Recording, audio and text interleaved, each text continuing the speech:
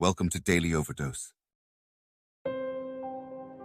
Whatever industry you pick, if you outwork everybody, if you try to be a little smarter than everybody, if you try to be a better salesperson than everybody, if you try to be better prepared than everybody, you've got your best chance. Because if you don't do it and somebody else does, I have the saying, work like someone's trying to take it all away from you. I actually work like someone's spending 24 hours, working 24 hours to take it all away from you. And that's kind of the way I look at it.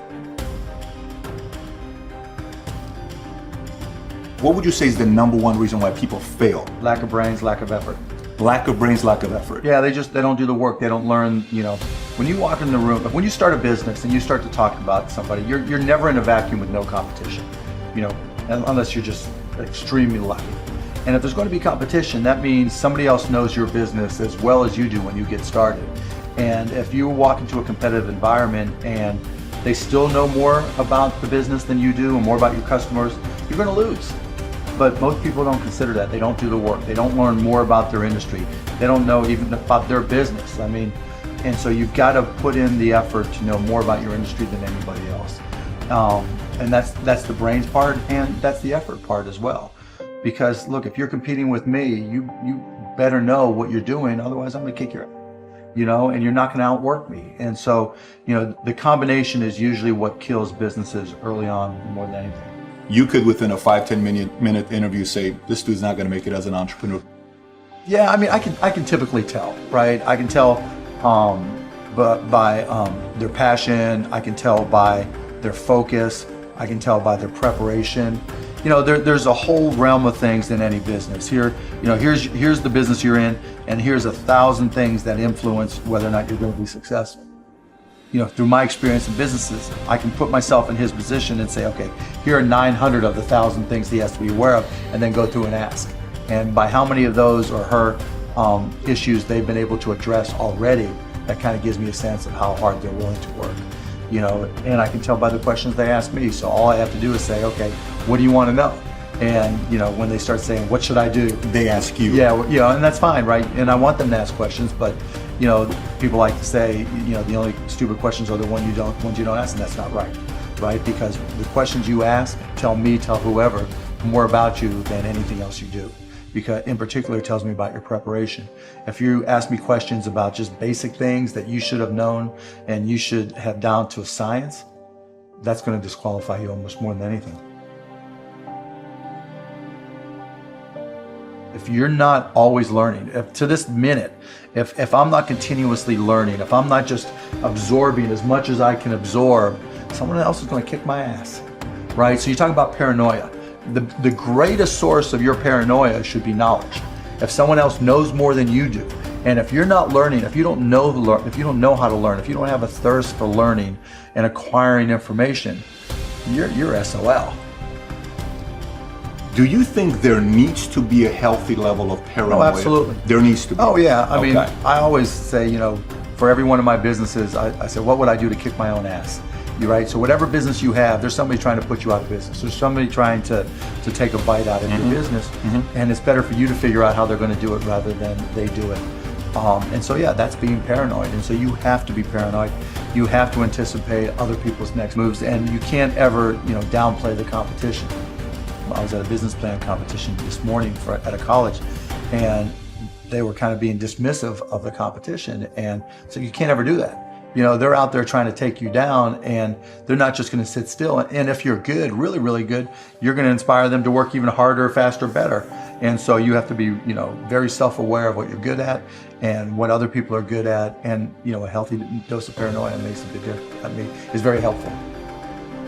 Let's transition to a different subject with college. You went to IU, right? Now you got a lot of people that say, forget about school, drop out of school. They're idiots. So you think they're idiots? Tell me why. If you're going to have and run a business, if you don't understand accounting, you're already behind the 8 ball. Can't you hire a guy that knows how to run But then accounting? they still have to communicate to you. Your accountant might tell you you're profitable, but your cash is going down. Not understanding a breakdown. And when you don't, Do you think you need college to learn that? yeah, I think you do, right? Because it may not, for some people, look, if you're so self-motivated that you can take an online course in accounting and teach yourself everything, you're way ahead of the game anyways, but most people aren't. I don't care if you go to a community college and take accounting and spend $99 for the class. Just, spending the money forces you to be more obligated to do it.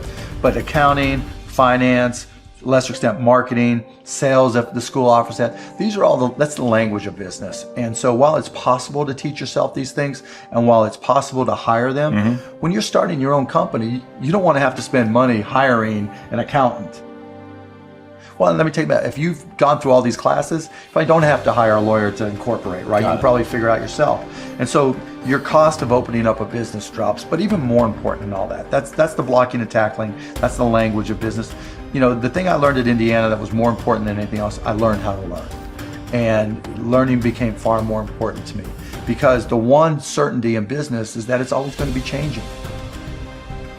How does one entrepreneur increase the speed in areas that they can increase? There's certain things you can't control. Speed in what way? Speed of growing your business. All right. So how fast can I grow? Yeah, it just depends. You've got to know your own skill set, right? And you've got to know how that fits within your company's life cycle. Some companies are slow grind, and you just have to understand that, and you've just got to bide your time until it starts to click, and then grow with it quickly. If you're trying to release a product that needs to be ubiquitous, you've got to go as fast as you can, and then release a product, like a launch. Yeah, and there's a lot of people who will say, perfection is the enemy of profitability, right? And that doesn't mean you have to wait till it's a perfect product. It really just depends on what the product is. It a barbershop, right? Is it an app? Is it a service? Is it a product? But the key is looking for the low-hanging fruit. What customers are willing to write you a check or commit to it, so that they're willing to integrate it into their daily lives or integrate it into their daily business. And so getting a commitment either through time or revenue is typically what I look for. And so if I can get a commitment, then I'm going to be able to learn. I'm going to see how they use it. Do they sustain usage? And then once I get the next one, hopefully it came a little bit faster than the first one. Then I can ask for referrals, and then the next one, and I just try to ramp it up. When I bought the Mavs, we had no season ticket holder base. And so literally it was a matter of just putting a list of former season ticket holders and a white pages back then, on my desk next to my phone, and making phone calls. You? Yeah, me. Yeah, because if I'm not going to do it, how can I expect someone else to do it, right? So just get on the phone. Hey, this is Mark Cuban. I'm the new owner of the Dallas Mavericks. I'd like to invite you back for a game. It's not, though. This is my business. You can't get regular sales guys or something make those calls once they get to a quarter. You're a guy that's a billionaire. You're making those calls. But that's all, and that's fine and good, right? Because everybody's got their own goals, right? But still, I didn't want anybody at the Mavs to be able to say, well, he's not willing to do the work, right? There's, if I walk around, I'm picking up all the papers. I'm not saying go get that picked up. I'm like, okay, that's trash. I'm picking it up. But in terms of speed of growth, it's really, you got to get that first customer first. And then when you get that first, what did you learn? Reiterate, get that next customer. And then hopefully, as you learn more and more through the process, then the next one comes by even faster. Alluding to it earlier about entrepreneurs being born or built, and I think I knew I was wired to be excited about business. How or why, I don't know, but and there's certain guys that have the genetics to jump out of the gym, right? There's certain guys, that when they golf, they have the muscle memory and the discipline. Dirk Nowitzki may not be the most talented guy in the NBA, but his discipline and his focus to do what's necessary to be successful, he's willing to do, and combine it with being 7 feet tall and being skilled, it makes him an amazing basketball player. So it's understanding what your skill set is, finding the right place to use those skills, and then going for it. Will that make you $250,000? It depends if you pick the right industry. I started my first business when I was 12. I was buying and selling baseball cards, buying and selling stamps, anything I could do to make money, I was hustling and trying to do. So I was into business, but I not so much where it was all my friends were into it with me, so they wouldn't know. Baseball cards. Yeah, baseball cards, you name it. I grew up in Pittsburgh, and so I would, probably even less than 12 years old, I would go out and buy a bunch of baseball cards that I collected, and I would package, I would say, okay, you're guaranteed to have a Pittsburgh Pirate in this package, and I would charge 3 times as much, and I'd set up on this park bench down in the park down in Scott Township where I grew up, and I'd have these little sales, and it was great. I made money, and I mean, it was, you know, and I learned as much about business when I was 9, 10, and 12 as I learned any other time. Thank you for watching our videos. Please like and subscribe to our channel so you won't miss another video.